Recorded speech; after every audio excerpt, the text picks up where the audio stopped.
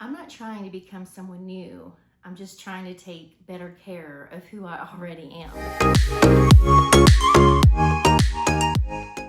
Hey, it's Ashley, and welcome back to Lively Midlife. I'm so glad that you're here. And might I add, Happy New Year. I cannot believe it is already 2026, and I'm glad it is because 2025 was not it for me. Now, I won't lie, I had a lot of fun in 2025. I got to go to so many concerts. We went to the beach multiple times. It really was a great year in that sense, but my mental health hit a very big low. And if you go back a couple videos, you'll hear me talk a little more in depth about my PTSD being triggered and what I went through with my skin cancer and surgery and leaving teaching, as it just triggered my PTSD like never before. For as long as I can remember, I have been trying to lose weight. A lot of women my age have had to go through this because we have been raised up in full-fledged diet culture from the 80s, 90s, early 2000s, and even today. Everywhere you turn, it's something about weight loss or losing weight, being skinny. Is now this trend that's coming back in that we've seen recently with some celebrities. But I'm really glad that the majority of the women I follow on Instagram and socials are strong women. Like, even if they're naturally thin, these are women who are working out and getting fit, who are focused on their health. And as we age, that's so important. My dad is in his early 80s, and most people don't believe that because he is so active, lively, and vibrant.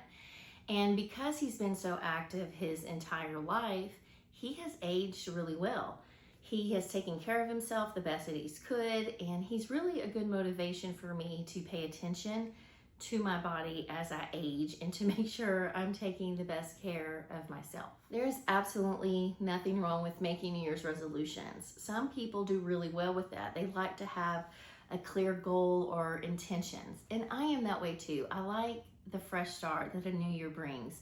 But instead of thinking it as resolutions, things I need to change or fix, even though technically that's what they are, I'm just looking at it as this is how I'm going to improve my life to make sure that this time next year I'm where I want to be and not still stuck in the same roller coaster cycle of this lose weight, get fit, gain the weight, lose the muscle, mental health dips and all. I feel like I'm at a place now through all the years of experience and the therapy that I've had to really come at it with a more honest, realistic approach. Instead of being vague about what you want to happen in 2026, like lose weight, get fit, it's more important that we chop down those things and make them more specific, realistic actions instead of just these vague things that we want. This is my plan for January. Yes, I'm gonna keep things up for this whole year, absolutely. But for now, I just need to focus on what's right here, these next 31 days, and nothing more, nothing less, just what can I do for this month to set me up for the next month and the rest of the year. So my January goals are starting, of course, with my health. I do need to lose some weight. I have been gaining a lot of weight recently, and I know it's because I've been a little too lax with what I've been eating, but also when I was teaching, I was on my feet all day long. I barely got to sit down. Some days I was so stressed out, I didn't even eat lunch. Now that I'm working from home, I'm not on my feet all day. I actually get to sit and do work. So part of weight loss isn't just the working out, isn't just what you're eating. It's a good combination of both, especially if you're coming into it from a healthy lifestyle standpoint. Coming out of that burnt out, deep depression, PTSD, fight or flight stage, food is comfort. And I have given myself too much grace, and especially over the holidays, too much. So I need to rein back in my nutrition to make sure I'm eating things that are helping me not only lose weight, but also to feel better, because I haven't been feeling great. I feel very sluggish, I'm all congested again, and I know a lot of that has to do with my diet. My plan for January, at least these first 2 weeks, is to go back to keto. It just helps me feel better. I have insulin resistance, which has caused some PCOS issues. I've had prediabetes, and because I see what my A1C has been doing this last year, I know that my body is going to respond best to keto, to get rid of some water weight, to get rid of inflammation. I just need it. Like, I can tell I'm swollen again because I've been eating too many grains, too much sugar. It's just how my body works. And so for you, it's important to figure out what foods and things are going to make you feel your best and do that. Dieting, nutrition, weight loss, it is not one size fits all. It is doing whatever you can do that is best for you. And you don't owe anybody any explanations about what you choose to do because it's what's best for you. Some people say calories in, calories out. Does that work? Absolutely it does. But where you're getting those calories also matters. Your body's going to respond differently to the calories if you eat a Big Mac and French fries versus if you're eating steak and broccoli or asparagus. It's just how your body intakes these foods and how it processes them. So for me, right now, keto is where I'm starting these first 2 weeks of January. As I see how I'm going, how my energy's doing, how my sleep is doing, because those things are also important. I'm not too worried about the number on the scale. I'm more worried about my inflammation, how I feel, how my joints are doing, what's my energy like? Do I have brain fog? Am I sleeping good at night? So that's how I am measuring the greater success, not just the actual weight loss of a number. I've said before, and I will keep saying again, that number can't tell us everything. Sometimes it'll go up because you did a hard workout. Sometimes it'll go up because maybe you had a little too much sodium.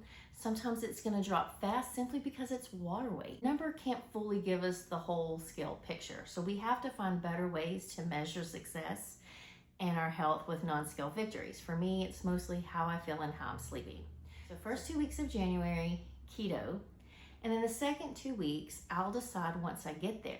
This year, my goal is mostly to establish good routines and things to make me successful and to let go of this all or nothing mindset that sometimes I put myself in. But on the flip side, I also sometimes give myself too much grace. So it's finding that balance one step at a time, 1 month at a time, 1 week at a time. And it's okay to change your mind. It's okay to reevaluate your plan if it's not working for you. So within these 2 weeks of keto, if I get to the end and I'm feeling really good and I want to keep pushing forward with it, then I will, and I'll reevaluate what I want to do for February. But if at the end of these 2 weeks of keto, I know that I need to add some more carbs into my diet, then I will. Before I've done carb cycling, or some people will call it keto cycling, where you have some days that are low carb keto with intentional days of carb refueling, where you're eating the potatoes. You can have the bread if your body likes bread. Mine does not, but I love it. Or adding some fruit in. Keeps your body almost in a guessing game, and it gives your body the fuel it needs for whatever kind of workouts you're going to do. If you're going to do more high intensity, you may need to do those on your carb refuel days. So it really depends what's up to you. I would be glad to talk more about carb cycling and how maybe you can incorporate it. If you're interested in that, please comment below and let me know, and I will share all the details in another video. I need to drink more water. Yesterday, I didn't do anything I wanted to do on January 1st. I had a headache all day long, and I know it's because I've been dehydrated. I've been in Birmingham with my sisters, and we've been having a lot of fun, and I just have not made my water intake a priority. The rule of thumb with water is to drink half your body weight in ounces. So if you weigh 200 pounds, your water goal for the day would be 100 ounces. So that's what I'm looking to do. Drink half my body weight in ounces of water each day. My other goals, work out daily, 30 minutes every day. That's the goal for January, 30-minute workout every day. And you may be thinking, Ashley, don't we need rest days? Well, of course we need rest days. I'm not gonna go hard with every workout, obviously. I'm 45, I don't want any more stress on my body than has to be. I'm gonna concentrate on my strength training 3 times a week for my recomposition goals that I have, to also gain muscle and to gain strength again. I'm also gonna focus on my cardio for my heart health, one, but also because I wanna get back into running a 5K. Do I really wanna be a runner? No, not really. I like the idea of being a runner, but I don't know if I enjoyed it. I did one 5K like 15 years ago, and then life happened. I had 3 small young children, and it just went away. But as I watched some YouTube videos of people who did the New York City Marathon, I was like, you know, maybe I should just give a 5K a try, because I like a challenge. I like working towards a actual physical goal that I can complete and kind of have a good celebratory thing that also has nothing to do with weight loss or my pant size. Aside from health and weight loss type stuff and fitness, I also need to do better at my skincare routine. I have a lot of crow's feet and wrinkles around my eyes because I smile a lot. Got all these forehead things going on. I'm noticing some wrinkles here. I have more age spots, but I also had melanoma, and I was not doing great with wearing sunscreen every day, because there were days where like, oh, it's cloudy, it's sun, or oh, I'm just in the car going here. But I've learned the hard way. I have got to take better care of my skin for my aging, but also because I don't want to get melanoma again.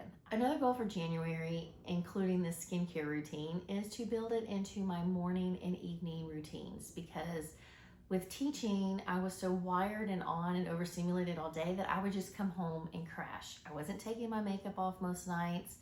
I can't even tell you how bad it was. I would just crash and burn.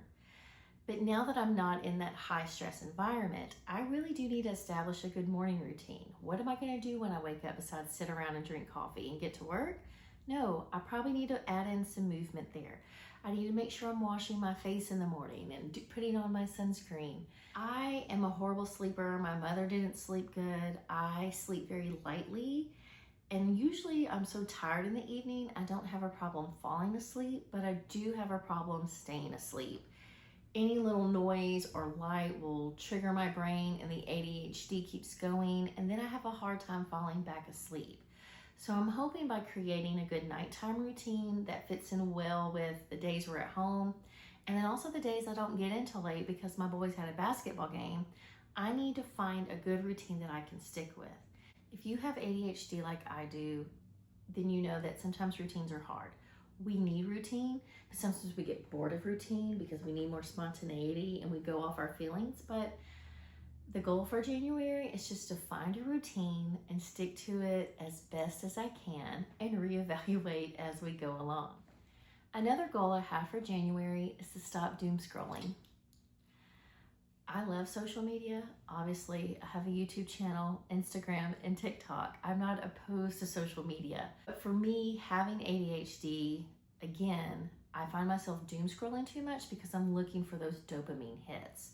So in order to not be on my phone doom scrolling so much, I need to find something else to do.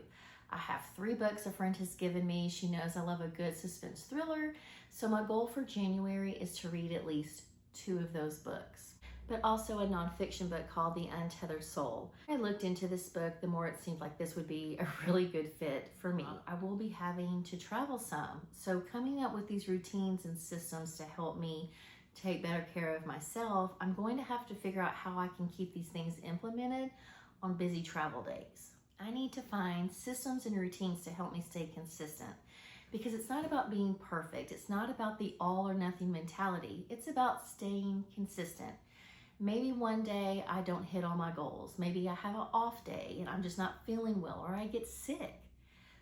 There's grace for that. You don't have to be perfect. It doesn't mean that you failed because you missed a workout or because you ate off plan or whatever else. It just means that the next day you have another opportunity to try again, to stay consistent. And that is my goal for this whole month, is just to be as consistent as I can, day to day, week to week, and to see how this all fits into my life and to see if I need to restructure anything for February.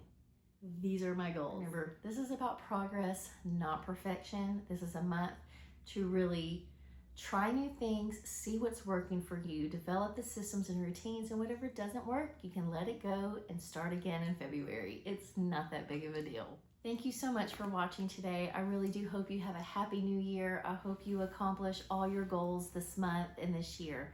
If you would, please comment below. Tell me, do you have New Year's resolutions? Are there certain goals or challenges that you want to hit this year? What is the big things that you are looking forward to doing in 2026? I would love to know so I can help share you on too. Please like and subscribe to the channel. I'll be back on Tuesday with my weigh-in for the new year, and I'll just say This is why I had to make these goals, because I had a little bit too much grace and a little too much fun between Christmas and New Year's and having the weekend with my sisters, that it is definitely time for me to get serious and get back focused on what my goals are and doing what I need to do to be the best version of myself. Happy New Year. Thank you for being here, and I'll see you on Tuesday.